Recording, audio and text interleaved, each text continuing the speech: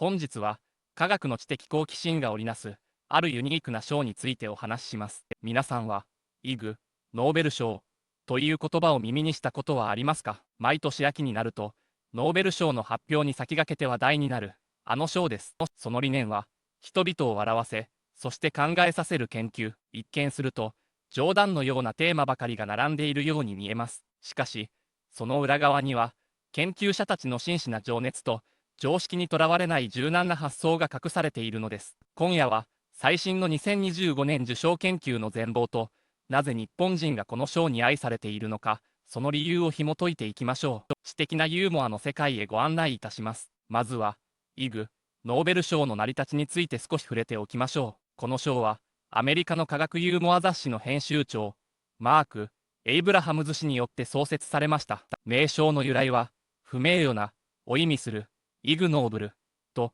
ノーベル賞を掛け合わせたウィットに富んだジョークです。しかし選ばれる研究は決して適当なものではありません。多くの場合権威ある学術誌に掲載されたれっきとした論文が対象です。創設者のエイブラハムズ氏はこう語っています。偉大な科学的発見も最初は笑われるものだと、一見無意味に見えることにこそ未知の真理が隠されている。そんな科学のロマンを笑いとともに祝福するのがこの賞なのです。それでは先日発表されたばかりの最新ニュース、2025年第35回イグ・ノーベル賞の全貌をご紹介しましょう。今年も世界中から驚くべき発想の研究が集まりました。まずは日本人が19年連続受賞という快挙を成し遂げた生物学賞です。受賞したのは農研機構などの日本人研究チームです。テーマは牛にシマウマ模様を描くと吸血映えがよりつかなくなるか。黒毛和牛の体に白いスプレーで縞模様を描くという実験を行いました。すると驚くべきことに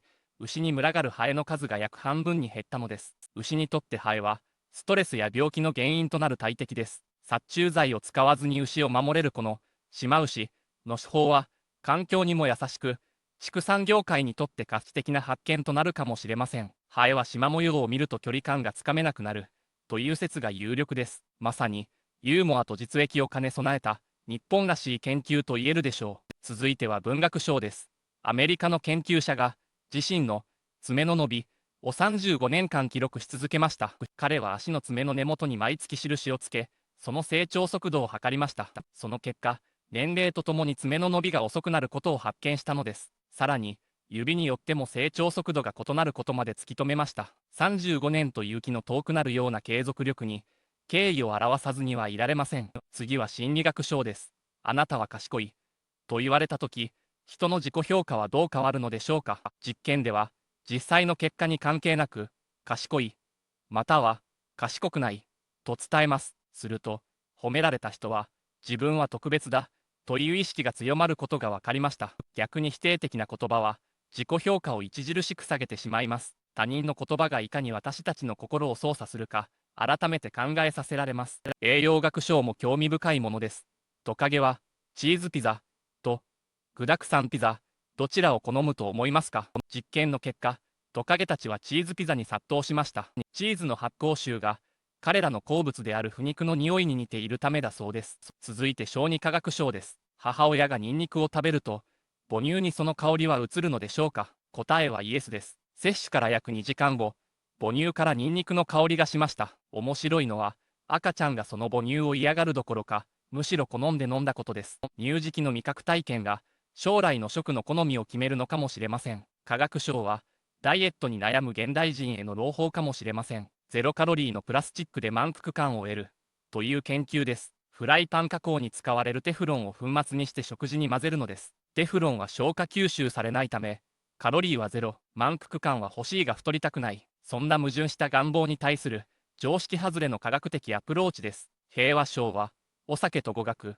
に関する研究です。お酒を飲むと外国語が上手くなるという噂は本当でしょうか？ドイツ語話者がお酒を飲んでオランダ語を話す実験を行いました。すると、発音や流暢さが向上していると判定されたのです。アルコールが不安を取り除き、ためらいを消した結果と考えられます。もちろん、飲みすぎればろれつが回らなくなるので注意が必要ですが、工学設計賞は、インドの研究者が受賞しました。靴の悪臭を除去する UV ランク付きシューズラックの開発です。研究者自身が自分の鼻で匂いを嗅ぎ続け、効果を実証しました。快適さを工学的に追求する、その執念が評価されたのでしょう。航空学賞は、コウモリに関する研究です。コウモリは酔っ払うと飛行能力が落ちるかを検証しました。結果は人間と同じ。酔ったコウモリはまっすぐ飛べなくなりました。自然界でも発酵した果実を食べて酔うことがあるため、重要な研究です。最後は物理学賞です。パスタ料理、カチョ、テテがダマになる謎を解明しました。美味しいソースを作る鍵は、温度だけでなくでんぷんの濃度でした。料理の知恵に物理学のメスを入れた、イタリアらしい研究です。さて、ここからは、日本人とイグ、ノーベル賞について深掘りしましょう。先ほどお伝えした通り、日本人は19年連続で受賞しています。創設者のエイブラハムズ氏は、こう分析しています。日本には、風変わりなことを誇りにする文化がある。と、確かに、過去の受賞リストを見ると、その独創性に驚かされます。